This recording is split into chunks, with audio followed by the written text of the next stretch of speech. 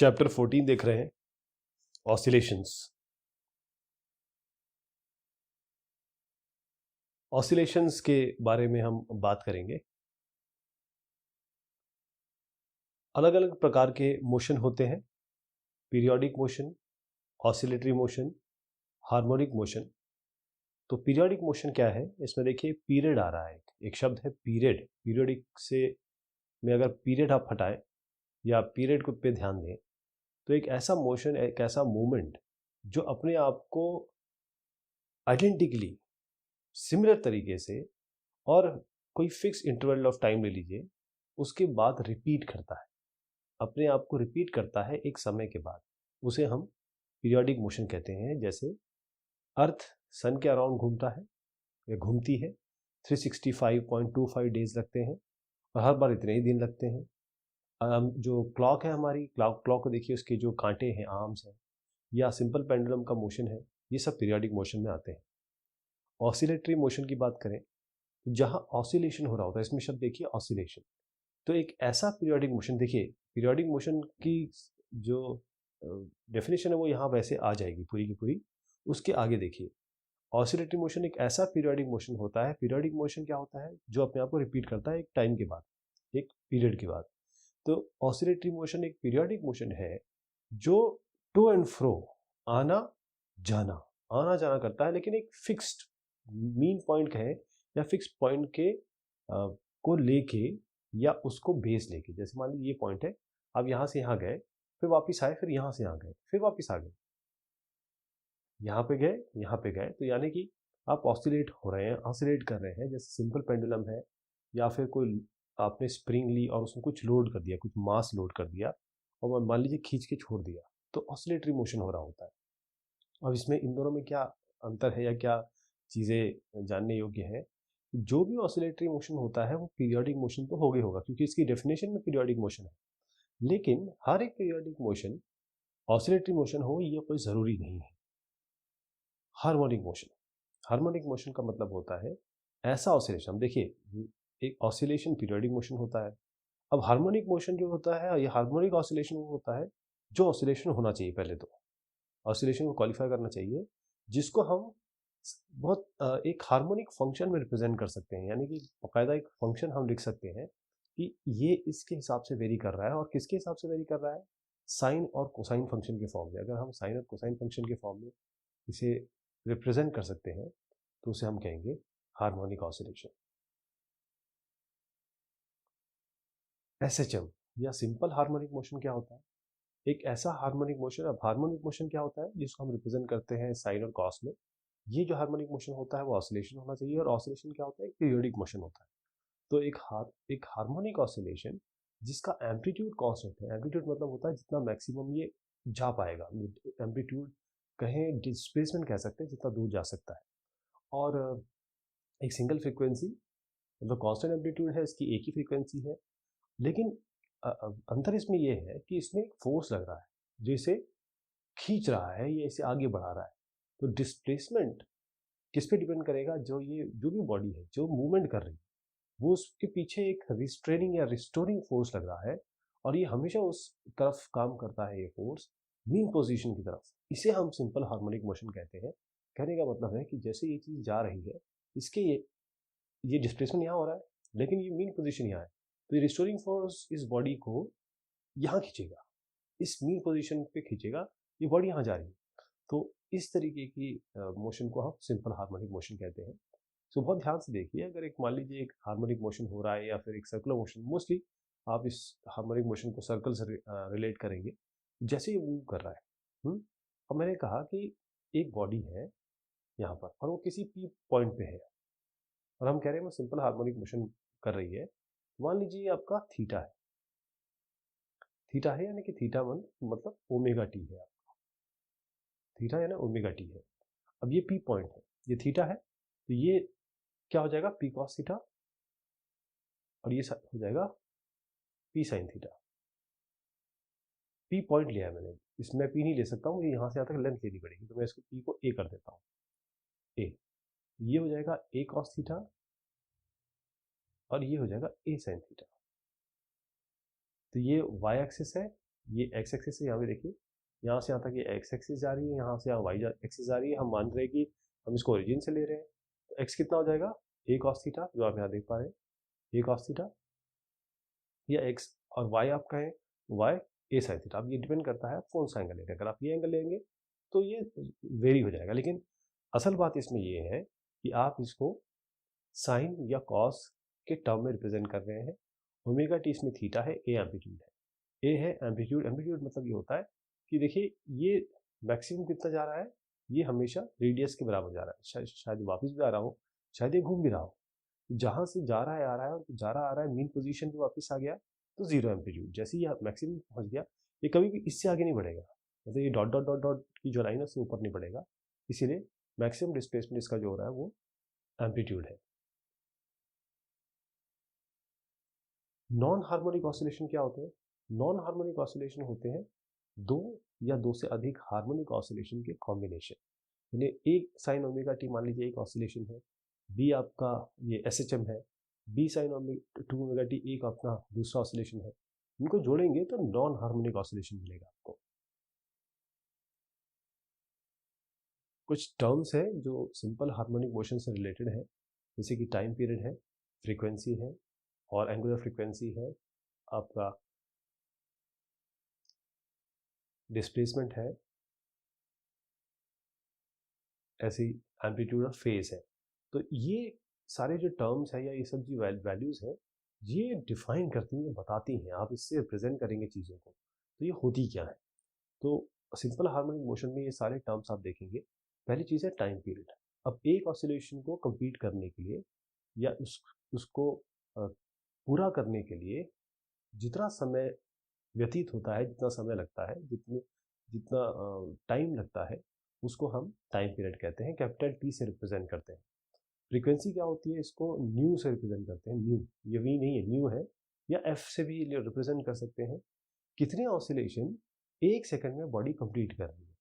कोई भी अगर बॉडी है या कोई पार्टिकल है, कितने नंबर ऑफ ऑसिलेशन पर सेकंड वो कर रहा है, तो उसे हम फ्रीक्वेंसी कहेंगे। इसकी एसआई यूनिट जो है हर्ट्ज है, और इसको 1/सेकंड, क्योंकि ये टाइम पीरियड का उल्टा हो गया ना, 1/टाइम पीरियड होता है फ्रीक्वेंसी, यानी कि टाइम पीरियड कितना होगा 1/फ्रीक्वेंसी। तो दोनों इस तरीके से रिलेटेड हैं, तो फ्रीक्वेंसी होता है 1/टाइम पीरियड।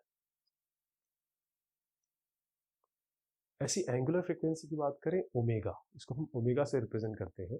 ये क्या है, ये सिंपली प्रोडक्ट है 2 पाई, एक 2 पाई फैक्टर। 2 पाई कहाँ से आता है, अब देखिए एक पॉइंट अगर आप लेंगे, उसके अराउंड देखिए कितना एंगल बनता है, 2 पाई बनता है, 360 डिग्री मानिए, लेकिन हम 2 पाई रेडियन के हिसाब से लेंगे।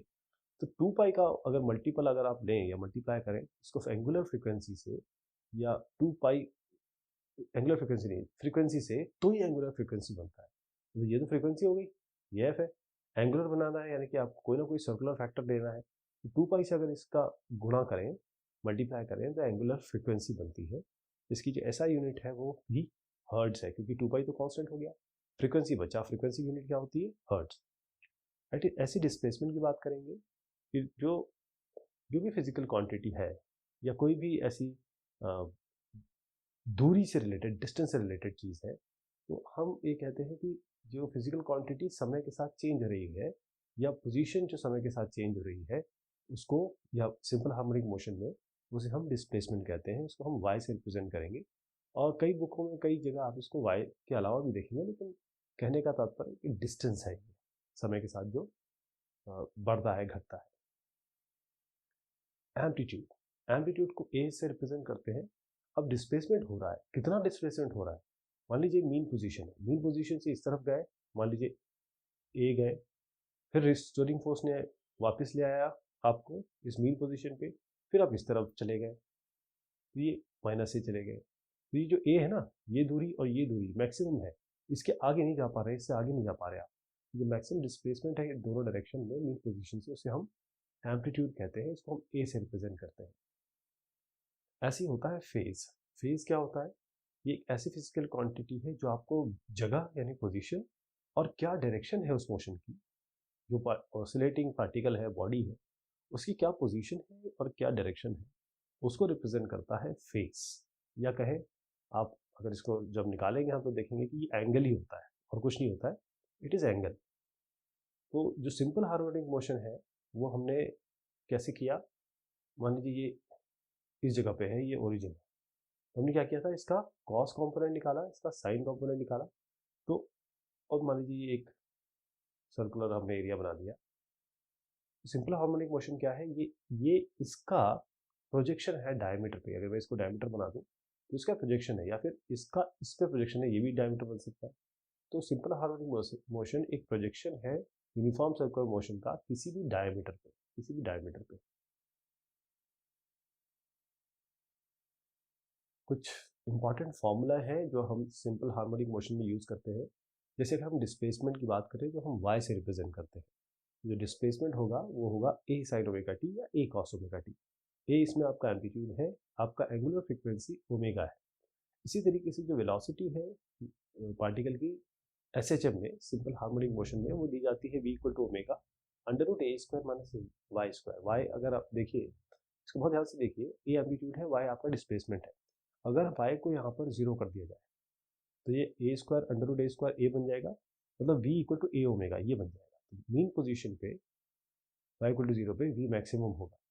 Extreme position y equal to A पे क्या होगा, अगर मैं इसको y को a कर दूँ तो ए स्क्वायर माइनस ए स्क्वायर जीरो, यानी ये पूरा जीरो हो जाएगा, वेलोसिटी आपकी पूरी जीरो हो जाएगी।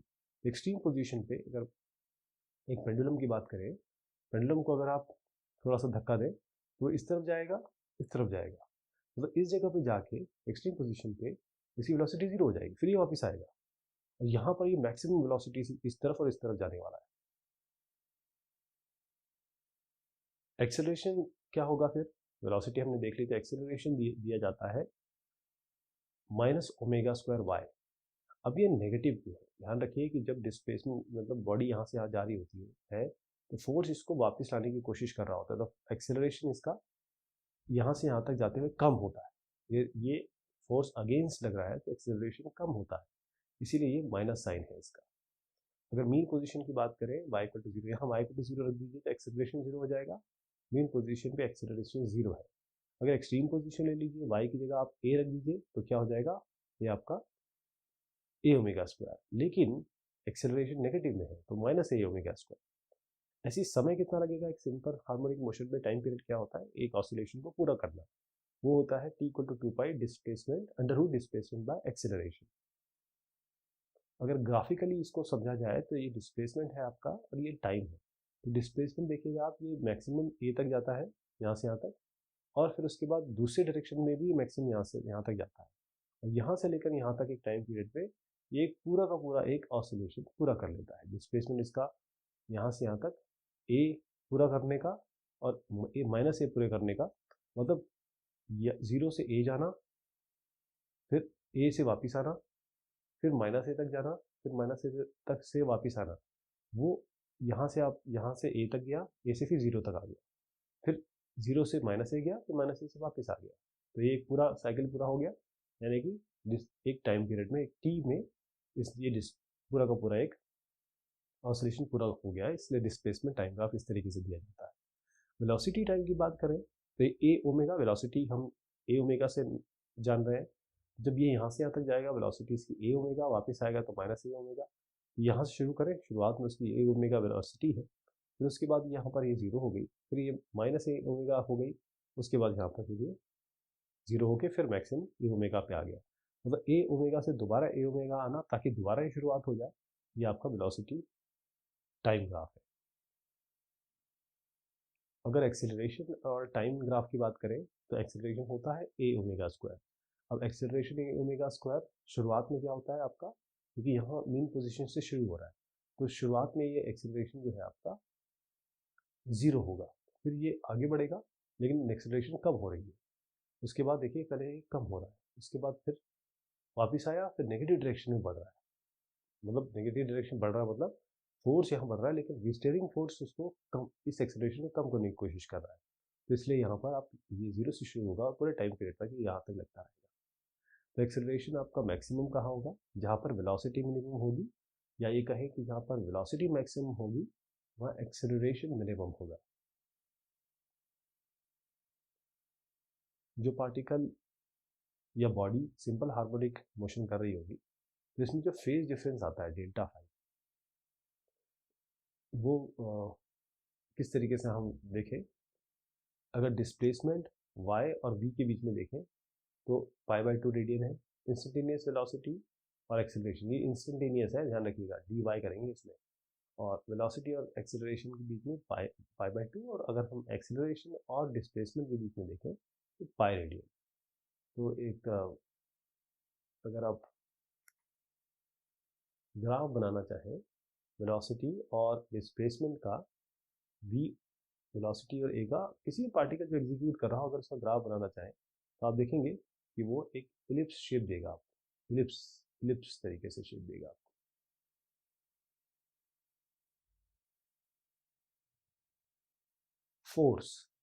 फोर्स कैसा होगा सिंपल हार्मोनिक मोशन में? जो एक्सेलरेशन है बॉडी पे, अगर सिंपल हार्मोनिक मोशन है तो एक्सेलरेशन क्या लग रहा है, माइनस ओमेगा स्क्वायर एक्स या माइनस ओमेगा स्क्वायर वाई। अगर हम F equal to m a, ये हमारे पास सेकेंड लॉ ऑफ मोशन है, फोर्स होता है मास इंटू एक्सेलरेशन। इस एक्सेलरेशन को अगर हम यहाँ रखें तो क्या आएगा, F इक्वल टू, ये एक्सेलरेशन है, मास के साथ आप ओमेगा स्क्वायर को मल्टीप्लाई कर दीजिए तो minus m omega square x. इस एम ओमेगा स्क्वायर को हम कहते हैं के, जो के है इसको हम इलास्टिक कांस्टेंट भी कहते हैं। तो एम ओमेगा स्क्वायर हो गया का इलास्टिक कांस्टेंट के, तो इसकी जगह हम के रख देते हैं तो एफ हो गया माइनस के एक्स। और ओमेगा कैसे आएगा, देखिए के को तो एम ओमेगा स्क्वायर माना तो ओमेगा क्या आ जाएगा, ओमेगा को यहाँ रखेंगे, एम को नीचे ले जाएंगे और अंडर रूट कर देंगे तो ओमेगा हो जाएगा अंडर रूट के बाय। तो ये कांस्टेंट होता है के, और जैसे मैंने बताया ये इलास्टिक कांस्टेंट होता है।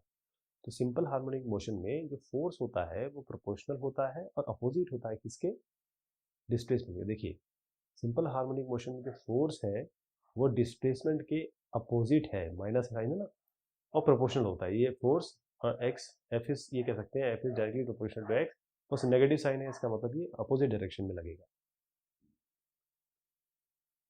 एनर्जी क्या होगी सिंपल हार्मोनिक मोशन में, जो काइनेटिक एनर्जी होगी वो आपकी हाफ एम वी स्क्वायर होती है, और हम जानते हैं कि जो वी स्क्वायर है वो क्या है आपका, ओमेगा स्क्वायर ए square minus x square velocity होती है। तो इस वेलोसिटी, इस वी स्क्वायर की जगह ये रख दीजिए तो हाफ एम ओमेगा स्क्वायर ए स्क्वायर माइनस एक्स स्क्वायर। तो इस एक्सप्रेशन से अब देखिए जो काइनेटिक एनर्जी है वो कहाँ होगी, अगर इस एक्स को जीरो कर दिया जाए तो हाफ एम ओमेगा स्क्वायर ए स्क्वायर यानी कि मैक्सिमम हो जाएगी। लेकिन अगर इसी एक्स को मैं ए बना दूं तो ये A square minus A square cancel out हो जाएगा, यानी कि पूरा की पूरी काइनेटिक एनर्जी जीरो हो जाएगी। इसका मतलब जो काइनेटिक एनर्जी होती है सिंपल हार्मोनिक मोशन में वो सेंटर पे, मीन पोजीशन पे सबसे ज़्यादा होती है, और एक्सट्रीम पोजीशन पे जाके सबसे कम हो जाती है, जीरो हो जाती है ऑलमोस्ट।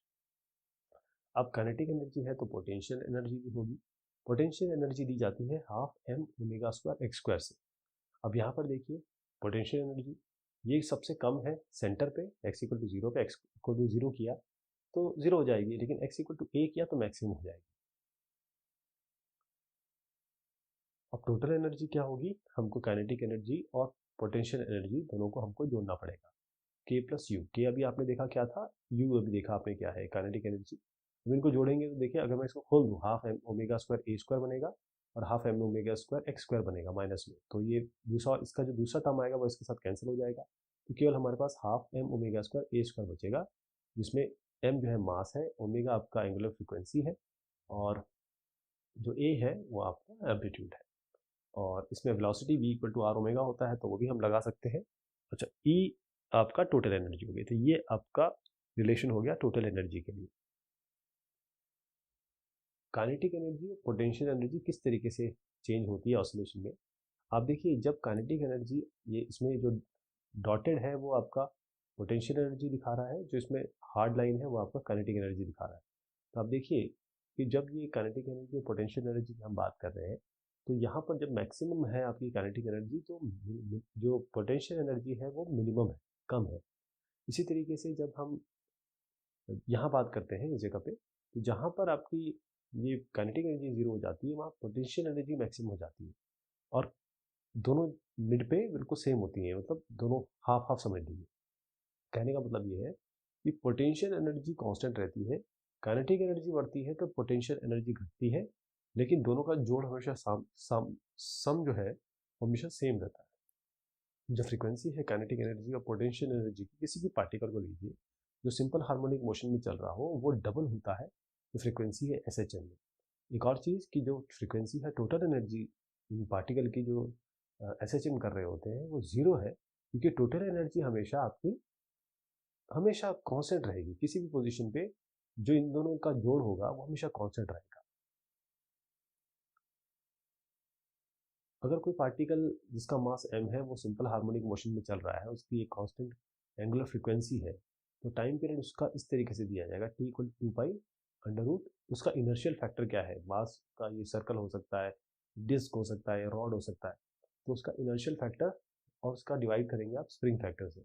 इनिशियल फैक्टर कुछ नहीं, ये m से रिलेटेड है और स्प्रिंग फैक्टर आपका k है। तो अलग अलग जो फिजिकल क्वांटिटीज है, जैसे डिस्प्लेसमेंट है, वेलोसिटी है, एक्सेलरेशन है, अगर ये वेरी कर रही है टाइम और डिस्प्लेसमेंट के साथ, तो किस तरीके से इसके फॉर्मूले बनेंगे। डिस्टेंस टाइम, अगर ये x डिस्टेंस है और t टाइम है, तो कैसे रिलेटेड है, x equal to a cos omega t plus 5। Velocity time देखें, dx बाई dt वेलोसिटी जानना चाहें तो minus a sine omega t plus 5। इस तरीके से एक्सेलरेशन है तो a माइनस A omega square cos omega t plus 5। Kinetic energy होती है हाफ एम बी स्क्वायर, और अगर आप इसको आप साइन के कॉस के टर्म्स में रिप्रेजेंट करें तो m a square omega square sine square omega T plus 5। Potential energy देखें, half M omega square x square, यानी कि आपका एम ओमेगा स्क्वायर ए square cos square omega T plus 5।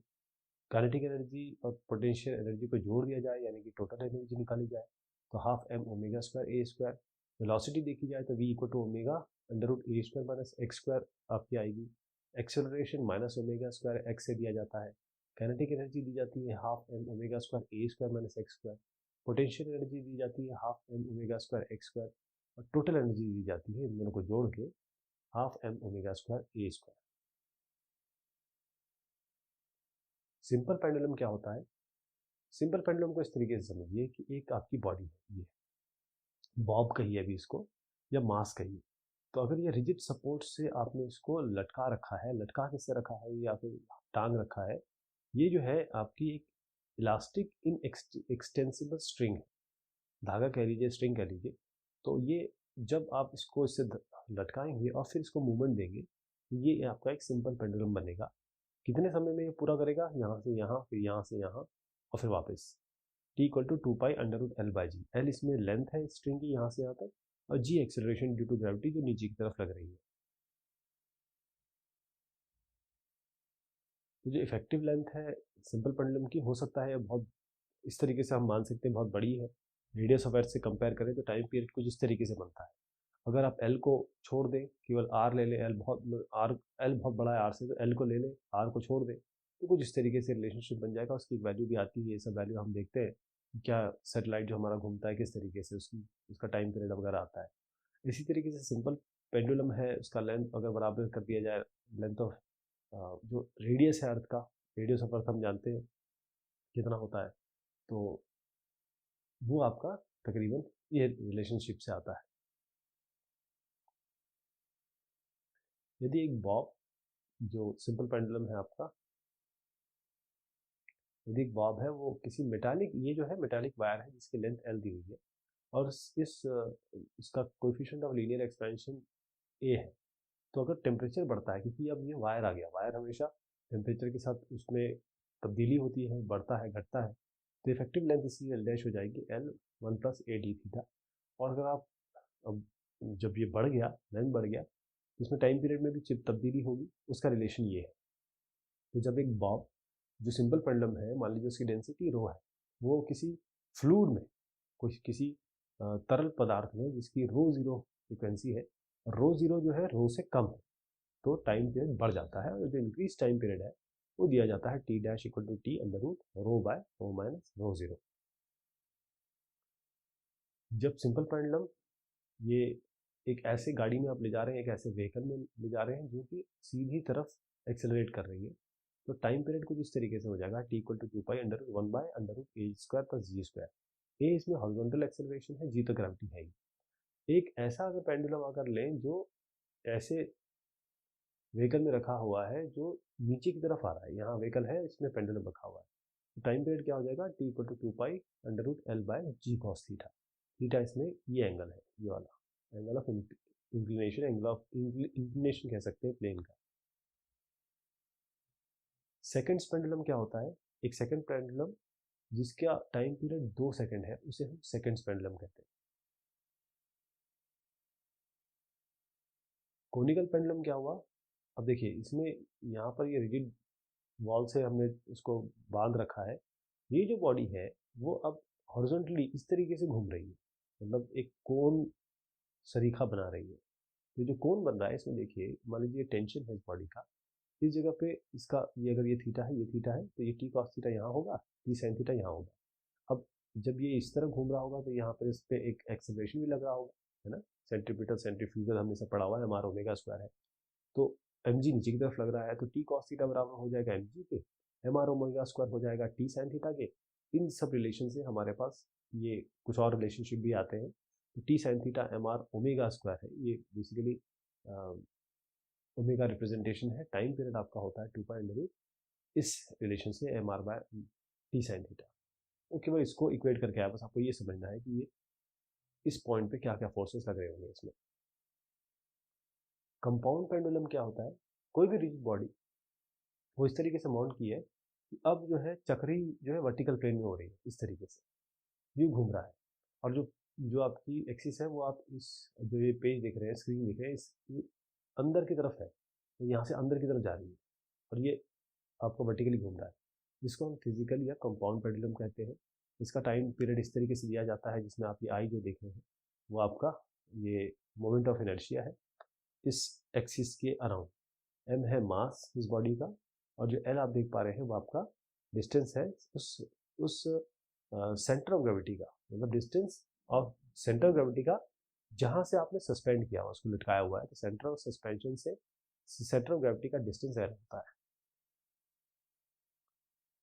Torsional pendulum क्या होगा, वो इस तरीके से दिया जाता है, इसमें टॉर्शन आता है, टॉर्शन मतलब टॉर्क के बारे में बात हो रही है। जब टॉर्क आता है तो इसमें हम सी लेके आते हैं, restoring couple per unit twist, T equal to 2π/I/c। I जो है इसमें मोमेंट ऑफ इनर्शिया है इस बॉडी का, क्या जिस एक्सिस के अबाउट ये रोटेट कर रही है, और सी आपका होता है रिस्टोरिंग कपल, हर एक ट्विस्ट के साथ जो रिस्टोरिंग कपल लग रहा हो, यहाँ पर आपका टॉर्शनल पेंडुलम कहलाता है। फिजिकल पेंडुलम क्या हुआ, फिजिकल पेंडुलम मतलब ये कोई भी बॉडी हो सकती है, रिजिड बॉडी है, इसका शेप कुछ भी हो सकता है, अगर ये ऑसिलेट कर रही है किसी एक्सिस, हो सकता है कि ये एक्सिस इसके में पास हो भी रही हो ना भी हो रही हो, तो ये फिजिकल पेंडुलम होते हैं। इसका रिलेशन टाइम पीरियड का वो कुछ इस तरीके से दिया जाता है, I/mgd। सिंपल पेंडुलम जिसका टाइम पीरियड बराबर हो फिजिकल पेंडुलम से, उसको हम कहते हैं इक्विवेलेंट सिंपल पेंडुलम, यानी 2π/I/mgd बराबर होगा 2π/L/g। जो ये रिलेशन है उसमें आप जो लेंथ है आपकी इसकी आएगी I/md, इस तरीके से। स्प्रिंग पेंडुलम क्या हुआ, मान लीजिए रिजिड बॉडी है, रिजिड वॉल है, और ये आपकी एक स्प्रिंग है, यहाँ पर आपने मास्क लटका दिया, अब इस मास्क को आपने हल्का सा खींचा और छोड़ दिया तो ये मूवमेंट करने लगेगी, तो एक पॉइंट मास आपने लिया, मासलेस समझ लीजिए, और स्प्रिंग है इसमें, अगर मास को आपने नीचे की तरफ खींचा और ये रिलीज कर दिया तो यहाँ से ये ऊपर नीचे इस तरीके से मूवमेंट करेगा। यहाँ पर जो टाइम मतलब सिंपल हार्मोनिकली करेगा, तो जो टाइम पीरियड और फ्रीक्वेंसी इस ऑसिलेशन की बन रही है वो है टी इक्वल टू 2π/m/k, या फ्रीक्वेंसी कहेंगे तो 1/2π√k/m। यदि स्प्रिंग लाइट नहीं है लेकिन इसका कुछ मास है, तो आपको ms जोड़ना पड़ेगा इसमें। आप एक यूट्यूब ले लीजिए इस तरीके से, और यहाँ मान लीजिए कोई फ्लूइड है, आप इस फ्लूइड को धक्का दीजिए और छोड़ दीजिए, तो फ्लूइड ऊपर की तरफ जाएगा नीचे की तरफ जाएगा, और जब ये ऊपर की तरफ जा रहा होगा तो ये नीचे की तरफ आ रहा होगा, इस तरीके से मूवमेंट होगा यहाँ।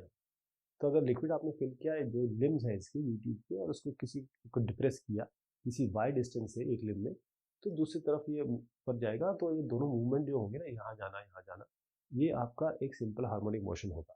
टाइम पीरियड इसमें होगा T equal to 2π/H/g, H/g होगा, और जो ऑसिलेशन होगा फ्लोटिंग सिलेंडर का इस लिक्विड में वो होगा 2π/L/g, और इसमें ऑफ कोर्स जो L हम लेंगे वो होगा कि कितना लेंथ है जो सिलेंडर का, जो इस लिक्विड में अंदर की तरफ है इक्विलिब्रियम में।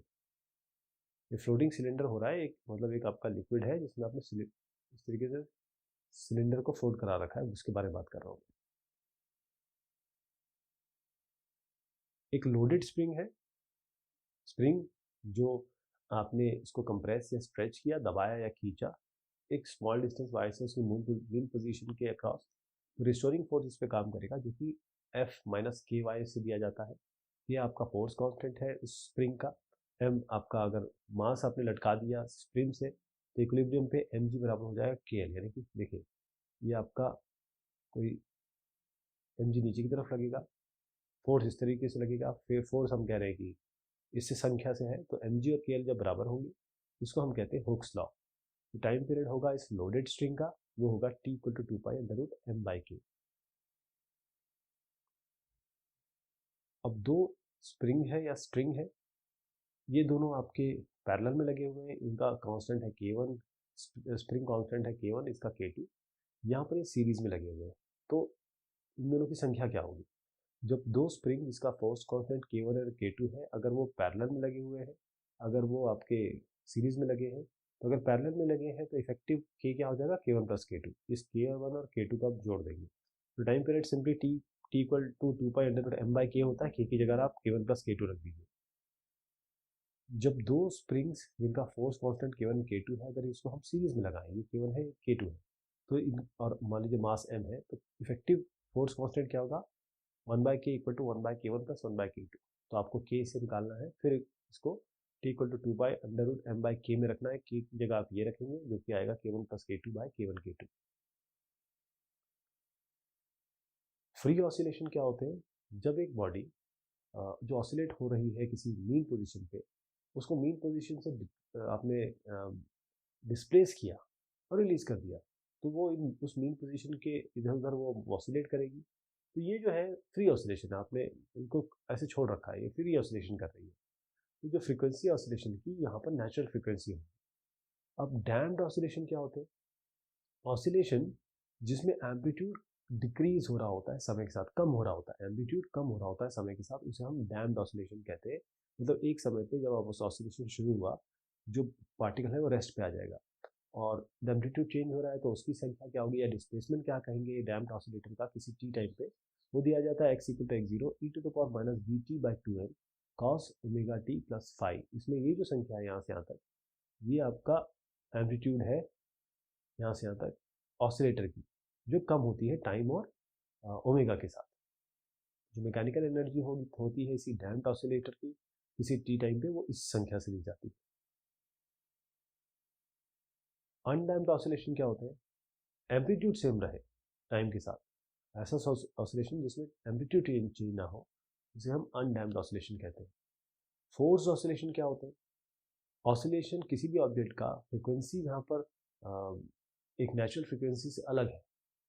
पीरियोडिक एक एक्सटर्नल फोर्स लग रहा है उस पर, फोर्स मतलब फोर्स लग रहा है, ऑसिलेशन भी हो रहा है, लेकिन जो ऑब्जेक्ट की फ्रीक्वेंसी है वो नेचुरल फ्रीक्वेंसी से अलग है, उसे हम आपकी फोर्स ऑसिलेशन कहते हैं। और रेजोनेंट ऑसिलेशन क्या होता है? जब एक एक्सटर्नल फोर्स हमने एक बॉडी पे लगाया जिसकी फ्रीक्वेंसी है आपकी इंटीग्रल मल्टीपल आपकी नेचुरल फ्रीक्वेंसी, उस बॉडी की जो नेचुरल फ्रीक्वेंसी है, तो जो एम्पलीट्यूड है ऑसिलेशन का बढ़ेगा और जो ऑसिलेशन बनेंगे उन्हें हम रेजोनेंट ऑसिलेशंस कहते हैं।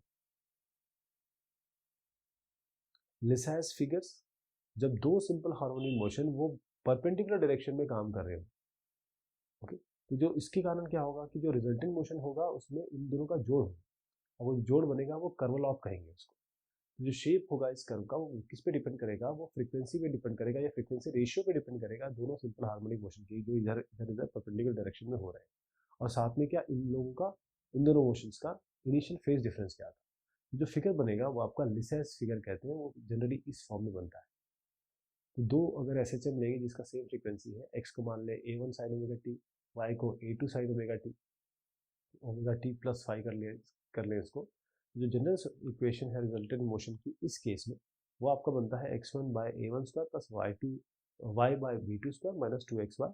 इसमें यहाँ पर आपको देखना है कि a1 a2 cos फाइव और ये साइन स्क्वायर फाई के, क्योंकि हम यहाँ फाई की बात कर रहे हैं, फेज डिफरेंस पे डिपेंडेंट है। जो इक्वेशन है ये बेसिकली इलिप्स की इक्वेशन है।